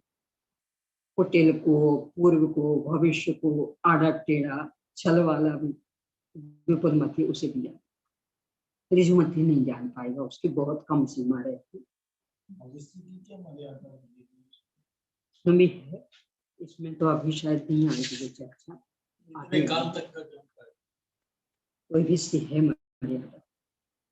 गवर्नमेंट साथ जीव का नहीं जानना, दूसरे को हम भविष्य को सोचेंगे, यानी कब तक का। मान लो आप 50 साल बाद सोचेंगे, हमारा क्षाक्ष में ज्ञान इतना, तो आज से 50 साल बाद आप क्या सोचेंगे, हम उसे आज बता दें। किसी का 100 साल बाद क्या सोचेंगे, ऐसी सीमा दिए है, संख्या याद नहीं रहती, ज्ञान मार्ग में दिया है। वो शब्द तो नहीं देगा तो वर्तमान में सोच रहा हूँ, ये तो वर्तमान की शर्त थोड़ी थी, सोचा हुआ, सोचेगा, सोचा, यानी 3 कालवर्ती, पर होना चाहिए वो सोचने समय, यानी ये 100 साल बाद ये सोचेगा, इसे तो जान लेंगे, और बिना सोचा अभी भी नहीं लगेगा, यानी उसमें वो सोचने की शर्त है। केवली भगवान को बता देता, केवली भगवान 1 घंटा बाद में ये बात बताएंगे, बता देता नहीं, इसलिए ये केवल सोच रहे ना, तो केवल ज्ञानी सोच थोड़ी रहे, केवल ज्ञानी सोच ही नहीं रहे, वो इच्छा नहीं है, सोचना नहीं है, विचार नहीं है, विकल्प नहीं है। कैसे बताएगा? सामने वाला सोचे अथवा आगे सोचे, पर वो सोच मुख्य रहे। अब जिनके सोचे ही नहीं है, फिर खत्म। वो तो सहज रूप से निकलती है, और वो वाणी का और उनका निमित्त निमित्त कैसा करना। मन का आश्रय लेकर, बस मन का आश्रय मात्र इतना, यानी वो सोच मन में बैठे, अभी नहीं आगे बैठे, पर वो होना चाहिए, और जिसको कभी सोचेगा ही नहीं उससे नहीं जाएगा। मन का आश्रय लेकर मनोगत पदार्थों के साक्षात्कार करने वाले ज्ञान को मना परे ज्ञान कहते हैं। इनकी भी उत्कृष्ट जगह सीमाएं, द्रव्य क्षेत्र, काल भाव सबकी। इसमें भी आगे संख्या मारिना में आएगा तो बहुत लंबे काल बाद आएगा।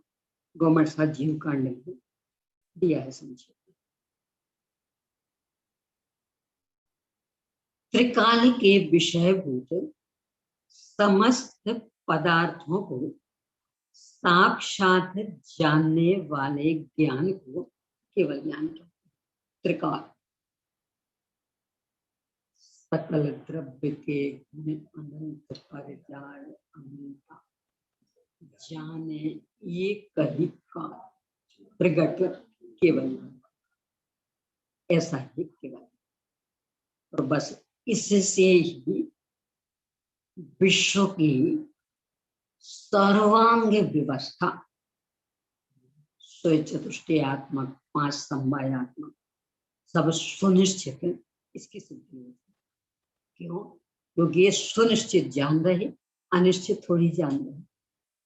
यदि ऐसा हुआ तो ऐसा, ऐसा नहीं जान रहे, ऐसा ही करोगे और यही होगा, इसकी निमित्तता में ही होगा और यही होगा, ऐसे पुरुषार्थ से ही होगा और यही होगा। तो समग्र सुनिश्चितता इससे सिद्ध हो। तो त्रिकाल के विषयभूत समस्त पदार्थों को साक्षात जानने वाले। तो कैसे जान लेते? बाधा कुछ है ही नहीं, आवरण ये बाधक बनते थे, वहां आवरण नष्ट हो गए। जाना जितना आप जानो अवधि के, चर्चा केवल ज्ञान की चल रही है, पूरे नष्ट हो गए, आवरण रहे ही नहीं। और आवरण रहने में कारण बनते थे मोहराग देश, वे भी नहीं। इसलिए प्रतिबंधक कारण कुछ नहीं, रुकावट बाधक कारण कुछ नहीं। संपूर्ण लोकालोक को 3 कालवर्ती, संपूर्ण लोकालोक को एक साथ जानते हैं, ऐसा केवल ज्ञान। अब 3 अज्ञानों की बात। इंद्रियों से उत्पन्न होने वाले मिथ्यात्व समवेत ज्ञान मत ज्ञान कहते हैं। क्योंकि इंद्रियों से उत्पन्न ये तो सुमति ज्ञान में भी है। यहाँ तो यदि वह मिथ्यात्व से सहित है तो मत ज्ञान, शब्द के निमित्त से जो एक पदार्थ से दूसरे पदार्थ का मिथ्यात्व संवेद ज्ञान, यानी शुरू की परिभाषा तो सुश्रुत में भी लागू पड़ रही थी, मिथ्यात्व सम्मित ज्ञान उसे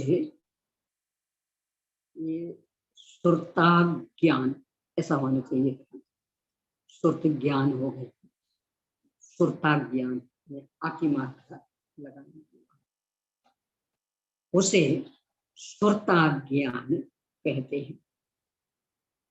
मिथ्या दर्शन संवेद अवधि ज्ञान को विभंग ज्ञान कहते हैं। इसमें ये शब्द की किसी के पदार्थ से दूसरे उसमें तो वो सारा ना वो तो अपन चर्चा कर चुके ना, यानी चाहे वो सुश्रुत हो चाहे कुश्रुत हो, उसकी सीमा रेखा प्रसंगवश बनी है, पर वे सर्वांगीण निर्दोष है। जितने जो भी सीमा रेखा बना है वो कहीं ना कहीं टकराती है। यहाँ चूंकि सुश्रुत ज्ञान में यही सीमा बनाई थी, बस उसको यहाँ कुश्रुत में बता दिया, मात्र मिथ्या जोड़ दिया।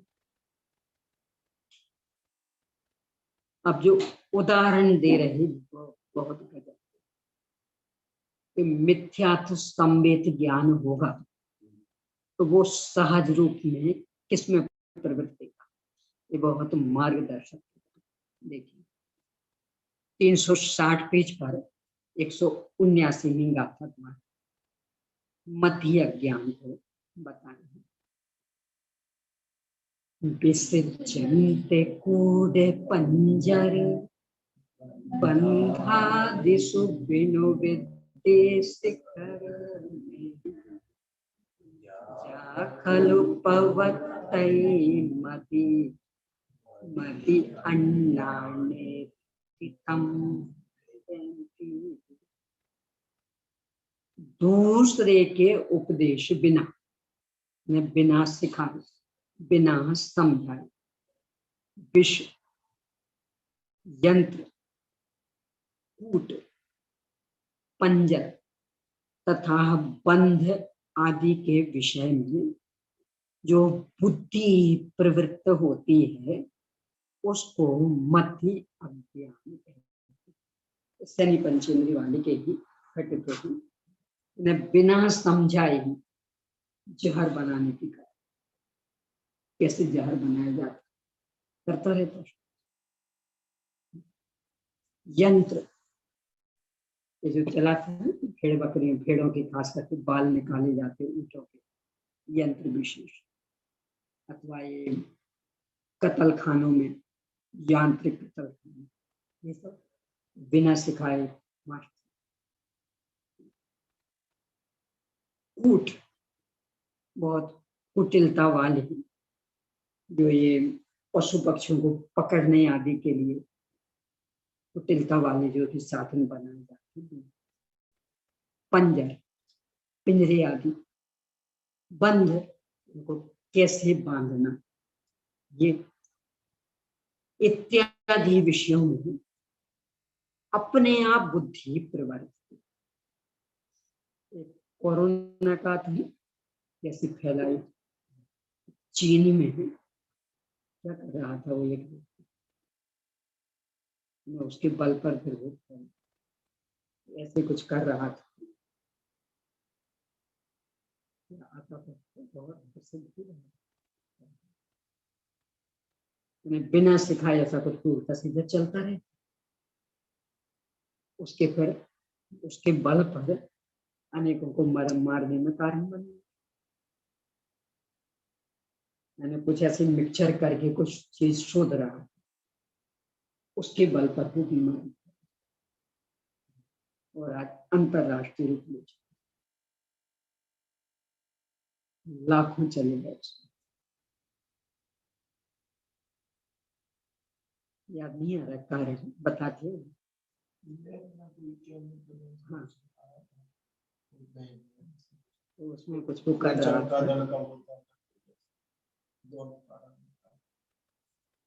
उससे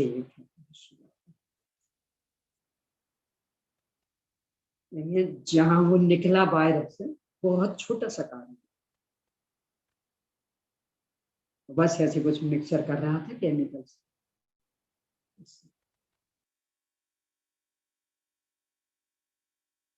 ऐसी बुद्धि चलती रहती है अपने आप। ये जो आतिशबाजी आदि है भी क्या है, कैसी कैसी बुद्धि चलती है। तो विस्फोटक को कैसे भी करके जोड़ते, अब उसको देखते, अरे वो रंग बिरंगा कैसे होता, कितने ऊंचे जाता, कैसी आवाज करता, और उसके बल पे आतिशबाजी बना दे। असंख्य लोगों की हत्या वाली, इन्हें बिना सिखाए इनमें बुद्धि चलती रहती।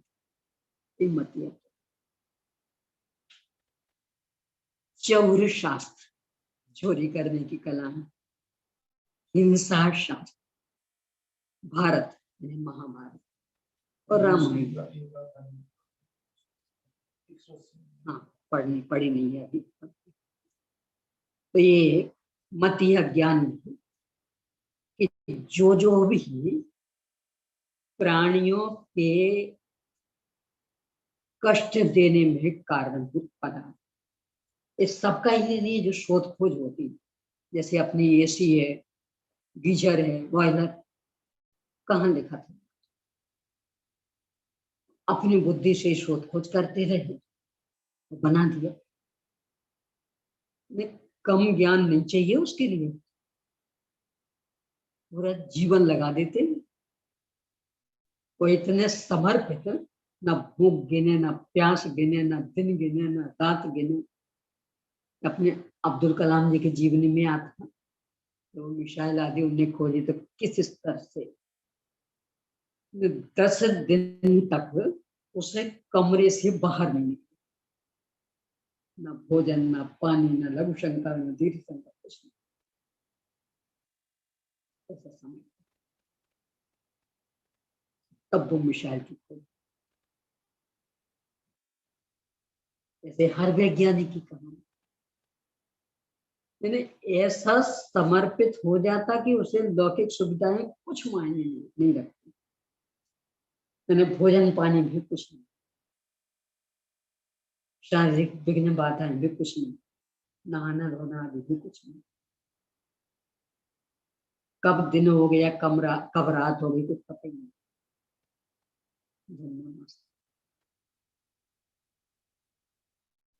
इतना समर्पण, और उससे खोजा क्या? असंख्य अनंत जीवों को मारने के साथ एक खोजा। ये सब कुमति ज्ञान। अब हो कुछ 180वीं गाथा 360 पेज पर। अभी माँ सुरक्षा रामायणादि उब तुच्छ असाहिनी सुदित अन्नाने तितम पेंती। चौर शास्त्र, चोरी करने के उपाय आदि। हिंसा शास्त्र, जीवों को मारने आदि को। भारत, भारत मतलब महाभारत। पहले मूल नाम उसका भारत ही, व्यास ऋषि ने जो बनाया था वो भारत। 90,000 श्लोक। बाद में फिर अन्य ऋषियों ने 10,000 करीब और जोड़े, तो वो हो गया 1,00,000। तो फिर उसका नाम पड़ गया महाभारत। भारत में आज जो महाभारत नाम से प्रसिद्ध वह नहीं। ये तो टीकाकार 9वीं सदी के भी उल्लेख कर रहे हैं। छठखंडागम के समय नहीं लिखा।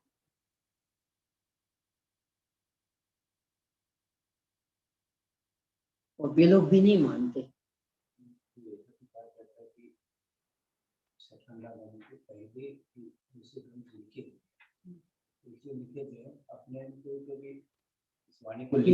वेद को मानते हैं, वेद को, पर ये वाल्मीकि रामायण और व्यास का महाभारत, इसे काट को 3री 4थी शताब्दी में, और चूंकि ये टीकाकार लिख रहे, टीकाकार 9वीं सदी, उनने उल्लेख किया छठखंडागम पहली सदी,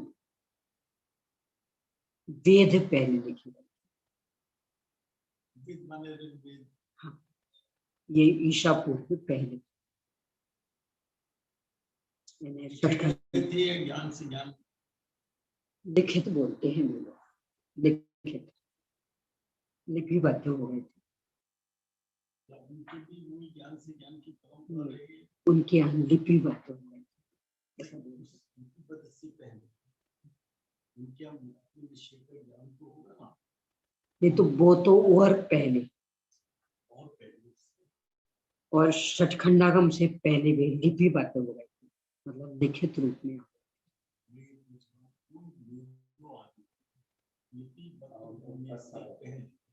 हमारे नाम की तरह उनमें भी ज्ञान से ज्ञान की परंपरा थी। इसके बाद ही लिपिबद्ध। गृहीत मिथ्यात्वों का कोई अभाव थोड़ी रहा, और भगवान महावीर स्वामी के तो समय में ही शुरू हो गया, तो वहां से तो बहुत तेजी से गृहीत मिथ्यात्व फैला। स्वयं बुद्ध भी ये समकालीन, मक्खली घोषाल समकालीन, और इन सब ने गृहीत मिथ्यात्व फैला। तो पहले मौखिक मौखिक चलता रहा, फिर लिपिबद्ध हो गया अपने ग्रंथ उनके बाद। और ये उल्लेख तो चूंकि टीकाकार कर रहे हैं, तो टीकाकार तो 9वीं सदी के, जो प्राचीन है उसके आधार पे उन्हें प्रमाणित नहीं करते। ये तो वे लोग ही नहीं मानते। ब्राह्मण संस्कृति में प्रामाणिकता का आधार प्राचीनता नहीं है। अपने यहाँ तो प्रामाणिकता का आधार प्राचीनता, यानी तीर्थंकर भगवान से जो जितने नजदीक होगा उसका कथन उतना अधिक प्रामाणिक। उनके यहाँ उल्टा, वर्तमान परिस्थितियों से जो जितना नजदीक होगा वो उतना। आज समाज जिन परिस्थितियों से गुजर रहा, उनका समाधान देने में जो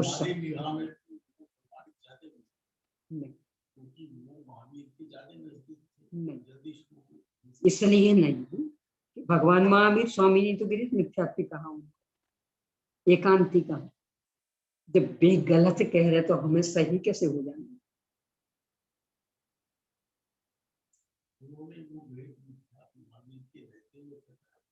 बुद्ध का तो बहुत प्रचार, बुद्ध तो टक्कर के थे, मक्खली गोशाली टक्कर का, और भी कई नाम आते बहुत टक्कर के थे।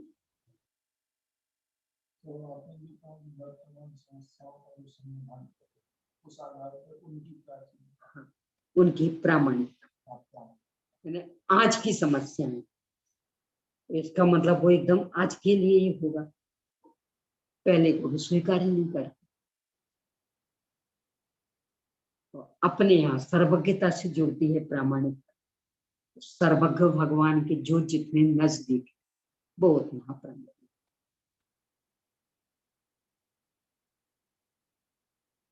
क्योंकि इन सबकी मान्यताओं को भगवान महावीर स्वामी ने ही एकांती सिद्ध किया, गृहीत मिथ्यात्व सिद्ध किया, भले भी उनके समकालीन, और भगवान ही कह रहे गलत सिद्ध किया या कहा वही सिद्ध किया में कुछ छाप में ज्ञान थोड़ी हो, उनके वाणी में आया एकांत में, एकांत गलत, एकांत सही।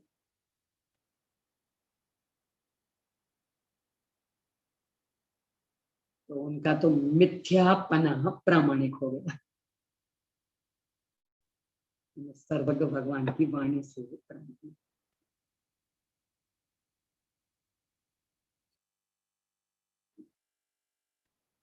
तो चौर्य शास्त्र, हिंसा शास्त्र, भारत में महाभारत और रामायण,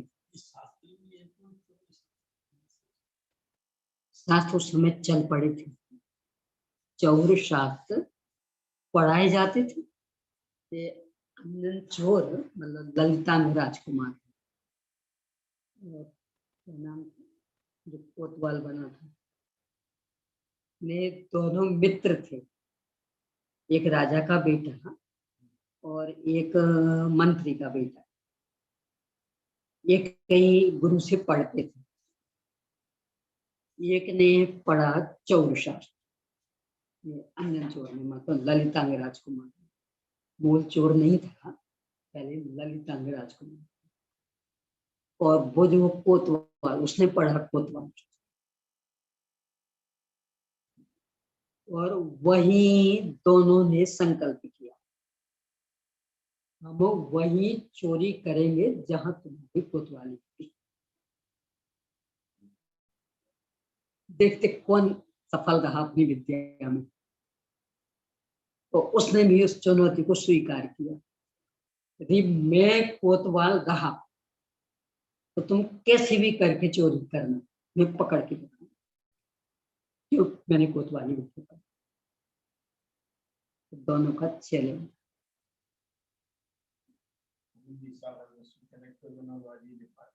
हाँ, क्रिमिनोलॉजी डिपार्टमेंट में एक विषय है, सारा क्राइम ये सब है। शास्त्र ये जो खुफिया पुलिस आदि, इनको सभी बताया जाता, ऐसे ऐसे चोर चोरी करता, ऐसे ऐसे चकमा देता, सब भी जानकार रहते उसको, तो तब तो पकड़ पाएंगे। पूरा उनको ज्ञान रहता, ये पढ़ाया जाता, ट्रेनिंग दी जाती है अलग से। और महाभारत रामायण के तो अखंड पाठ भी चलते, कॉलेज में भी पढ़ाए जाते। संस्कृत एमए में तो इनका बहुत सारा हिस्सा कोर्स में रहता, रामायण का भी, महाभारत आदि के तुच्छ और साधन करने के अयोग्य उपदेशों को, इन्हें तुच्छ भी है, संसार बरकत और साधन करने के लिए अयोग्य, उनसे आत्म कल्याण कुछ नहीं होगा। ऐसे उपदेशों को सुर्त अज्ञान, या भी आके मात्र छूट गई, सुर्त अज्ञान कहते हैं।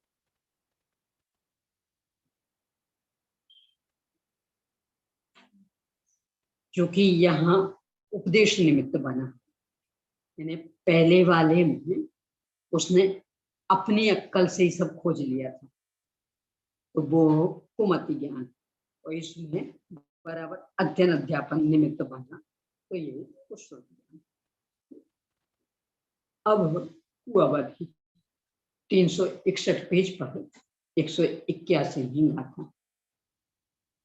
विविधीय मोहिनानम खयो विसमियम च कम्य बेभंगोत्तिपौच्चै समत्तनानि समायम्। सर्वज्ञों के द्वारा आगम में क्षयोपशम जन्म और मिथ्यात्वादी कर्म के कारण रूप विपरीत अवधि ज्ञान को विभंग ज्ञान कहा है। यानी अवधि ज्ञानावरण का तो क्षयोपशम, साथ में मिथ्यात्व चल रहा, इसलिए वो विभंग ज्ञान, वो अवधि ज्ञान।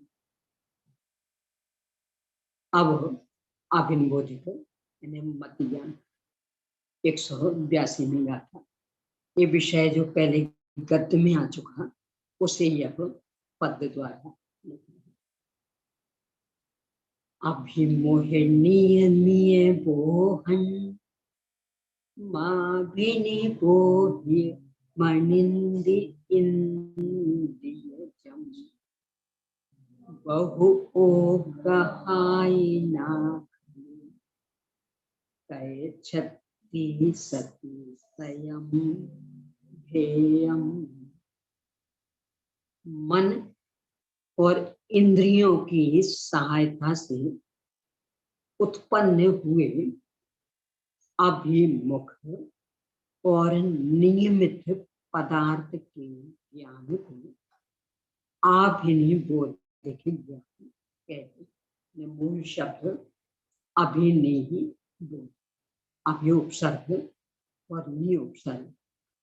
अभिउपसर्ग अभिमुख यानी सम्मुखता के संदर्भ में, और निउपसर्ग नियमित पूर्णतः सुनिश्चित, बोध यानी ज्ञान यानी इंद्रिय के सम्मुख सुनिश्चित पदार्थ के ज्ञान को अभिनिबोध कहते हैं।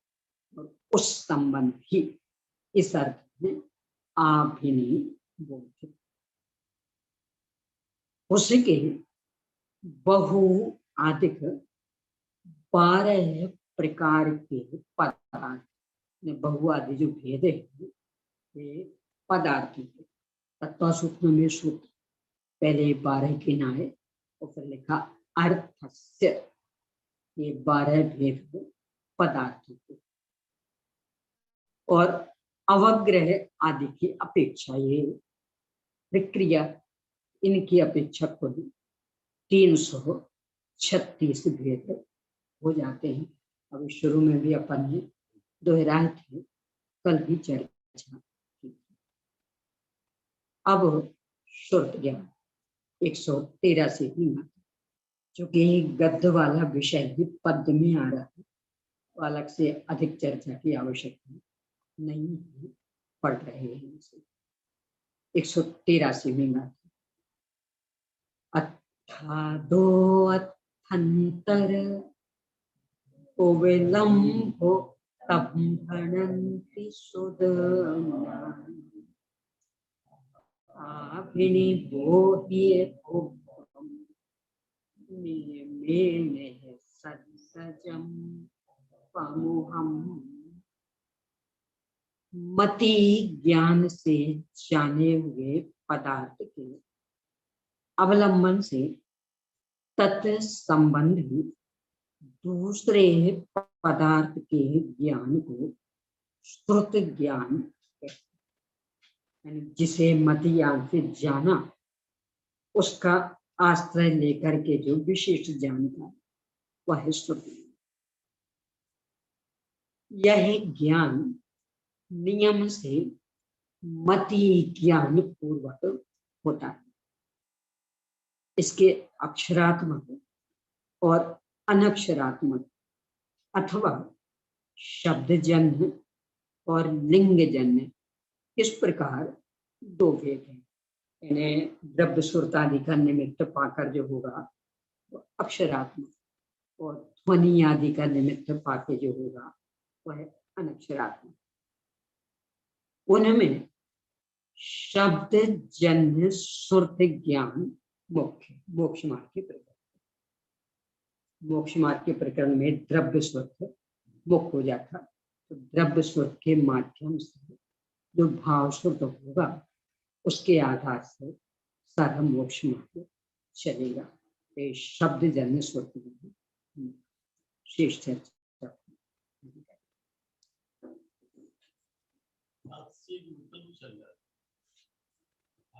उत्तर भी मालूम है, मूर्ति क्या है वो भी मालूम है कि जो हम कहते हैं अनादि ज्ञान तो प्रारंभ हुआ होगा। उत्तर यही है, अगर कहीं से प्रारंभ हुआ ये कहे तो अनादि ना रहे, आदि हो जाए, या कोई और उत्तर इसका? बस ही, और तो हर चीज में यानी अकेले अज्ञान में ही क्यों? दिन है, रात है, तिथि है, महीना है, हर एक में बीज है, वृक्ष है, सब में। नीचे निधि नीचे में बता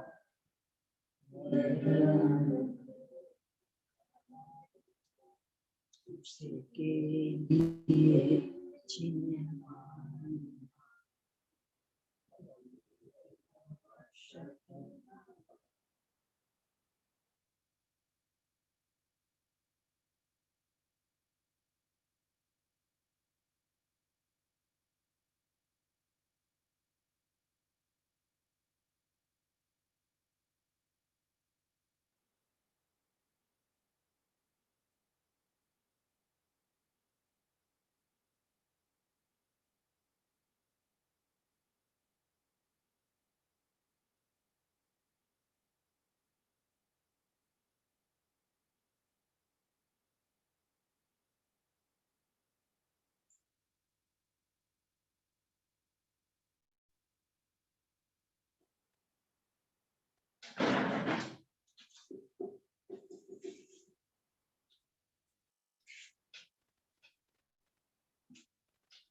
त्वत्संगमयी चिरवाणी